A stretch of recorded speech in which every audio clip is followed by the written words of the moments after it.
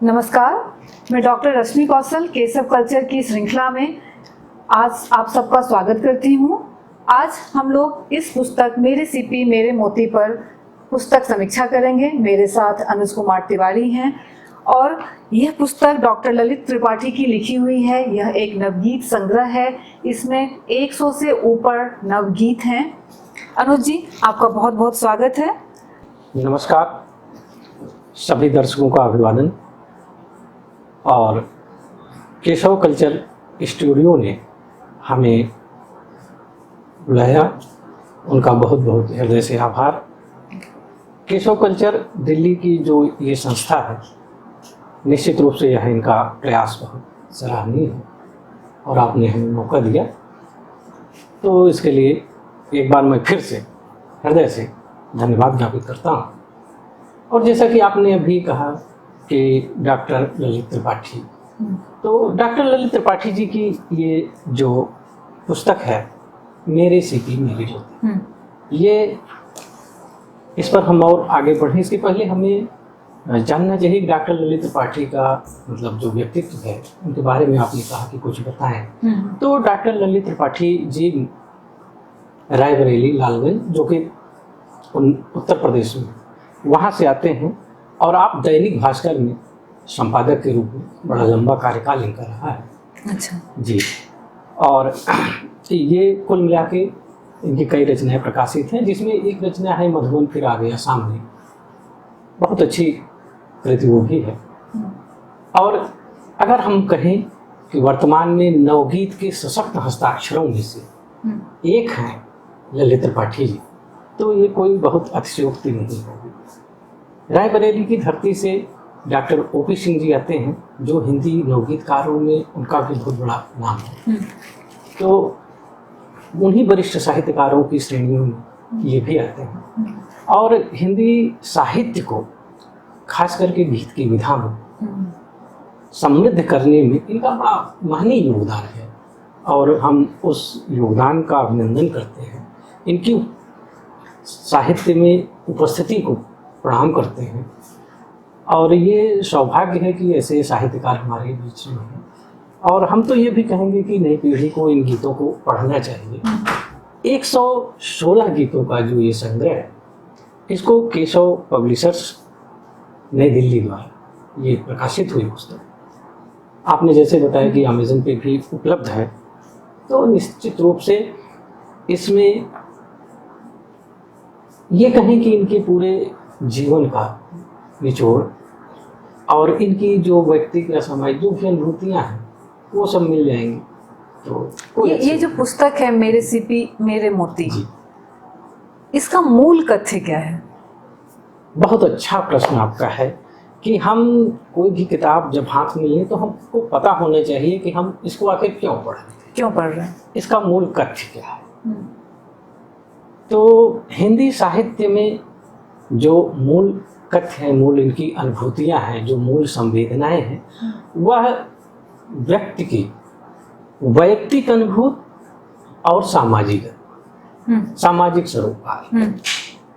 इस किताब का जो मेरी सीपी मेरी मोती के नाम से है, इस किताब की जो मूल संवेदना है वह वैयक्तिक अनुभूतियों से होकर तो गुजरती तो वैयक्तिक अनुभूतियों से ही होगी, क्योंकि साहित्यकार जो होता है वो वैयक्तिक अनुभूतियों को ही शब्दों का जामा पहनाता है, उन भावों को जामा पहनाता है। अब शिल्प अलग अलग हो सकता है, कहानी हो सकती है, गीत हो सकता है, नवगीत हो सकता है, प्रगीत हो सकता है, अनगीत हो सकता है, बहुत सारे विधाएं हैं। लेकिन अब इनके कथ्य में मूल संवेदना वैयक्तिक स्तर को लेकर के फिर सामाजिक सरोकार से उसको जोड़ देना। जैसा कि हम ये आपने सुना है कि जो स्वांतः सुखाय होती तो शुरुआत स्वांतः सुखाय से है, लेकिन वो अंततः परिणित हो जाती है सर्वजन सुखाय। अच्छा, यहाँ पे जो सीपी है, उन्होंने कहा मेरे सीपी, तो सीप में जैसे मोती बनता है वैसे ही ललित त्रिपाठी जी के मन के अंदर जो जो भावनाएं हैं उन सबको उन्होंने नवगीतों में पिरोया है। यही इसका मूल है। मूल है। अच्छा, एक हम बोलते हैं गीत, जी, और एक आप कह रहे हैं नवगीत, जी। इन दोनों में क्या मुख्य अंतर है? हाँ, बिल्कुल अच्छा प्रश्न है, मौजूद प्रश्न है कि गीत जो परंपरागत तरीके से आते रहे हमारे बीच में, गीत मूलतः वैयक्तिक अनुभूति को ही अभिव्यंजित करते रहे, अब तक भी गीत हैं परंपरागत। नवगीत क्या है?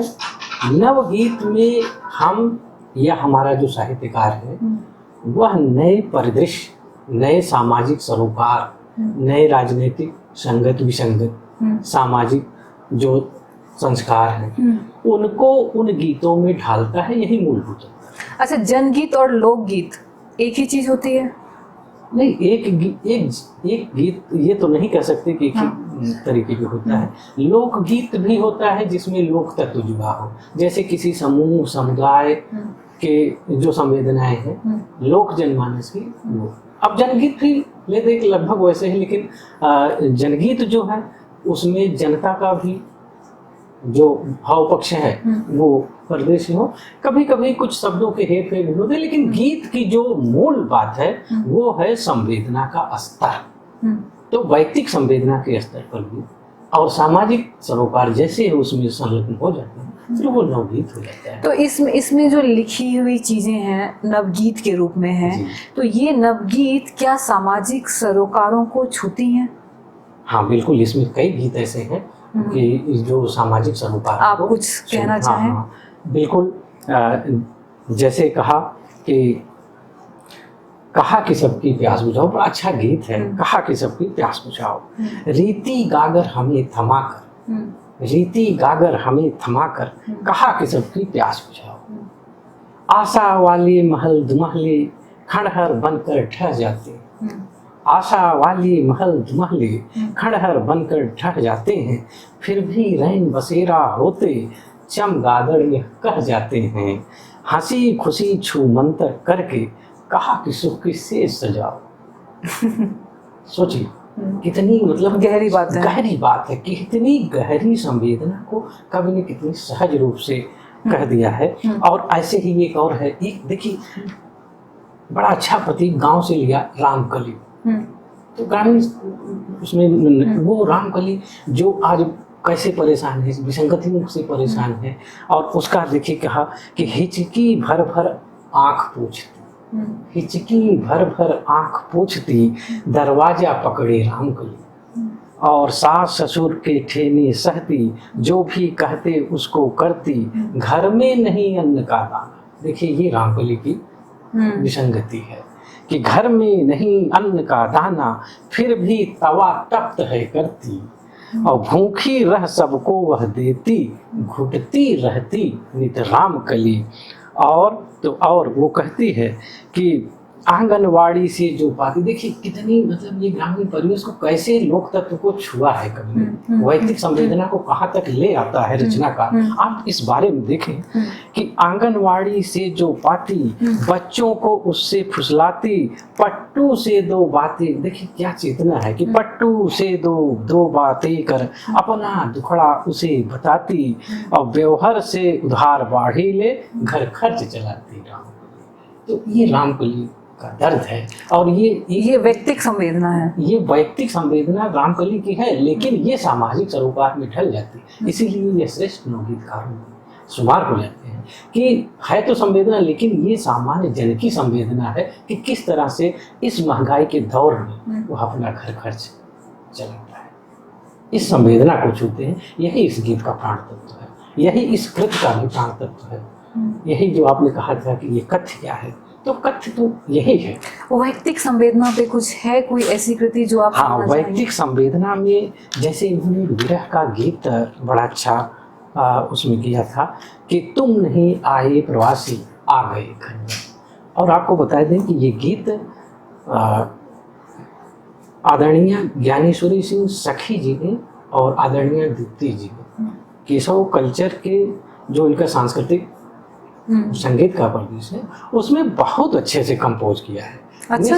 हाँ बिल्कुल, बहुत अच्छे से कंपोज किया है, और हमें लगता है कि जो भी एक बार इस गीत को सुनेगा तो वो बड़ा अच्छा उसमें है कि देखते हैं, आपने कहा है तो उसका कुछ हिस्सा आप सुना देते हैं, क्योंकि हमारे दर्शक हैं और हमारी पीढ़ी को जानना चाहिए, नव युवा पीढ़ी को भी जानना चाहिए कि किस तरह से व्यक्ति, चूंकि प्रेम जो है वो एक बड़ी कोमल शय है, संयोग वियोग दुर्योग है, तो यह वियोग को कितना सुंदर तरीके से व्यंजित करता है यह गीत। आपने कहा कि वैयक्तिक स्तर की, तो ये वैयक्तिक संवेदना आप देखिएगा कि तुम नहीं आए प्रवासी आ गए खंजन। मैं तो ज्ञानेश्वरी सखी और दीप्ति जी को बहुत बहुत धन्यवाद दूंगा, बहुत सुंदर कंपोज, कभी मैं सुनूंगी। हाँ जी, सुनना चाहिए कि तुम नहीं आए प्रवासी आ गए खंजन, एक सुबह बीत गई और शाम ढल गई, रत्ती भर बात अरे कांटे सी साल गई। अब देखिए कितना बढ़िया शब्द, साल गई, कांटे सी साल गई, और घिर रही दीर्घनी उदासी, बह रहा अंजन, आस थी कुछ और ही पर हो गई कुछ और, चल पड़ी कैसी हवा लेकर अनोखा दौर, और डाल सारी नागपासी, क्या करे चंदन। ये संवेदना का स्तर है। और आखिरी है कि दीप तुलसी में जला, मन्नत मानती रही, चौक पूरा कलश सजा, कागा को टोकती रही। देखिए ये लोक तत्व है। किसको टोकती है? कागा को। माना जाता है कि जिस मुड़ेर पर कागा बैठ जाता है तो लगता है कि आज कोई न कोई आएगा। ये लोक संवेदना है, ये लोक तत्व है। लोक तत्व ये है, लेकिन वैयक्तिक जो संवेदना है, आप देखिए कि दीप तुलसी में जला, मन्नत मानती रही, चौक पूर कलश सजा, कागा को टोकती रही, और हो गया, आखिरी लाइन देखिएगा कि कितना मतलब गंभीर संवेदना है कि हो गया मन कल्पवासी, हो गया मन कल्पवासी, चुप हुआ कर गए, तुम नहीं आए प्रवासी आ गए खंजन, आ गए खंजन। तो ये गीत निसंदेह जो है व्यक्तिक स्तर को भी छूता है। मैंने इस पुस्तक को जितना पढ़ा है तो मैंने देखा है कि इसमें अभिव्यक्ति अंतर्मुखी भी है और बहिर्मुखी भी है। दोनों तरह की अभिव्यक्ति को उन्होंने सृजित किया है। और जब इस पुस्तक की शुरुआत हुई है तो उसमें ही उन्होंने कहा है कि जो कुछ भी है कविता के रूप में ये हमारा सरस्वती का प्रसाद है और इस प्रसाद को वह सब में वितरित कर रहे हैं। तो ऐसा नहीं है कि इसमें सिर्फ संवेदना भी है, आगे के जो कविताएं हैं, जो गीत हैं, वो आध्यात्मिक है, दार्शनिक है, भक्ति भाव में भी है, यह पक्ष भी इसका है। और इसके अलावा मुझे ऐसा लगा कि कुछ गीत नवगीत के साथ साथ किसी और क्या बोलेंगे उसको हम, साधारण गीत बोलेंगे। हाँ, बिल्कुल बिल्कुल, उस शैली में भी कुछ लिखा हुआ है। हमने आपने बिल्कुल बहुत अच्छा प्रश्न किया है कि इस किताब में ऐसा नहीं कि सिर्फ नवगीत ही। हाँ, इस किताब में ऐसा नहीं है। इसमें कुछ रचनाएं ऐसी हैं जैसे उनमें आपको लगेगा कि गद्य गीत भी है। हाँ, गद्य गीत भी, वैचारिक आयाम को लेकर के बिल्कुल बिल्कुल बिल्कुल गद्य गीत भी है। और लेकिन यह है कि नवगीतों की उपस्थिति इसमें कुछ ज्यादा है, और वैयक्तिक संवेदना के स्तर पर भी है, सामाजिक सरोकारों को भी स्तर पर है। आपने निसंदेह बड़ा ही उचित प्रश्न किया है कि ये दोनों इस किताब में ये दोनों, लेकिन मुख्य रूप से क्योंकि इसमें नवगीत ज्यादा है इसीलिए इसको आप नवगीत की तरह देखते हैं। हाँ, अगर मुझसे कोई भी ये प्रश्न होगा तो चूंकि नवगीत की उपस्थिति इसमें ज्यादा है तो नवगीत का ही इसे एक रूप कहा जा सकता है। मतलब ये कृत मूलतः करते वहीं से है। हालांकि स्थान इन्होंने दिया है, सबको दिया है। जिस तरह से अब कोई भी साहित्यकार होता है, कवि होता है, तो वो माँ सरस्वती का ही भरत पुत्र होता है। चाहे कवि हो, कवित्री हो, साहित्यकार हो, सब माँ सरस्वती की ही देन है। जब तक उनकी अनुमति नहीं होती पत्ता तक नहीं हिल सकता। और उसी को समर्पित इन्होंने लिखा था माँ शारदी को। देखिए बड़ा अच्छा, इसमें भी इन्होंने गीत का और नवगीत ही स्वरूप लिया। अच्छा, मतलब ऐसा नहीं कि इन्होंने परंपरागत गीत को ही छुआ। देखिए कि देवी हो तुम मेरे गीतों की, मन भावन मूरत हो तुम, नख से सिख तक सुंदरता की सूरत हो तुम, उपमाओं के बीच निरुपमा। देखिए क्या लाइन लिखी कि उपमाओं के बीच निरुपमा, जैसी हे मात शारदे, पूजा अर्चन की देवी हो तुम, मेरे गीतों की मन भावन मूरत। बस इतने छोटे से मैं सब कुछ कह डाला। हाँ, सब कुछ कह डाला। तो ये है। अब इसमें कई गीत हैं, तो 116 गीतों का एक इसमें हाँ, से सवाल जी। पूछूंगी कि अगर आपसे मैं कहूँ कि इसमें से कौन सा ऐसा गीत है जिसको आप बार बार पढ़ना चाहेंगे या सुनाना चाहेंगे? देखिए, जहाँ तक वैयक्तिक संवेदना का स्तर है तो मैं तो उसी गीत को कहूँगा कि प्रवासी है प्रवासी आ गए खंजन। बहुत ही सुंदर गीत है और वैयक्तिक अनुभूति को वो बहुत अच्छे से व्यंजित करता है। और हमें लगता है कि विप्रलम्ब श्रृंगार का वो बहुत ही अनूठा उदाहरण है। विप्रलम्ब श्रृंगार मतलब हम वियोग की जब स्थिति में होते हैं तो वास्तव में संयोग तो प्रेम का समझिए किनारा है और गहराई तो वियोग, और उस गहराई को ललित त्रिपाठी जी ने बहुत अच्छे से छुआ है। तो अंतिम सवाल मैं पूछूंगी, वर्तमान में आप साहित्य की स्थिति पे क्या कहना चाहेंगे? ये प्रश्न तो निसंदेह वर्तमान साहित्यिक परिदृश्य जो है, देखिए कई वाद विवाद चल रहे हैं, आपको भी पता है। तो इन सब में न पड़ते हुए वर्तमान साहित्य जो है वह वास्तव में, जैसे हमने पहले भी कहा था कि साहित्य समाज का मुख और मस्तिष्क बिल्कुल दोनों, और साहित्य समाज का वो बातें कह जाता है जो समाज सीधे सीधे नहीं कहता, लेकिन साहित्यकार कह देता है। वो अपने प्रतीकों के माध्यम से, प्रतिमानों के माध्यम से वो बातें स्थापित कर देता है। तो वर्तमान में साहित्यकार को हम तो यही कहेंगे कि किसी भी वाद विवाद में न पड़ते हैं। जैसे इन्होंने भी साफ लिखा कि हम किसी वाद विवाद से हमारा कोई लेना देना नहीं, जो हृदय के भाव हैं। इनकी पुस्तक में एक शब्द है वो मैं पूछना चाहूंगी, इन्होंने लिखा है अनुगीत। हाँ, तो गीत, नवगीत और अनुगीत। जी। गीत और नवगीत तो हमें आपने समझा दिया, अनुगीत क्या होता है? अनुगीत भी परंपरागत गीतों में वास्तव में लय तुक ताल छंद से युक्त जो रचना है और बाकायदे गेय है। गेय तो सभी गीत होते हैं, गेय है वो तुकांत का भी निर्वहन करती है, तो वो अनुगीत है। और नवगीत जो है हमने आपको बताया कि वो सामाजिक सरोकारों को जोड़ लेती है अपने से, तो नवगीत। आज हमने इस पुस्तक पे चर्चा की, मेरे सीपी मेरे मोती। ये ललित त्रिपाठी के द्वारा लिखे हुए नवगीतों का संग्रह है। यह अमेज़न पर उपलब्ध है और इस पुस्तक में हमने किस किस तरह के गीतों का उन्होंने रखा है, कैसे कैसे उन्होंने सामाजिक सरोकारों को छुआ है, कैसे उन्होंने व्यक्तिक अंतर्मुखी और बहिर्मुखी दोनों ही संवेदनाओं को अपने गीतों के माध्यम से पिरोया है, इसके बारे में हमने चर्चा की। मेरे सीपी मेरे मोती अमेज़न पर तो उपलब्ध ही है, साथ में ये विश्व पुस्तक मेले में भी प्रगति मैदान में जो होगा अभी फरवरी में, उसमें इसको स्थान मिला।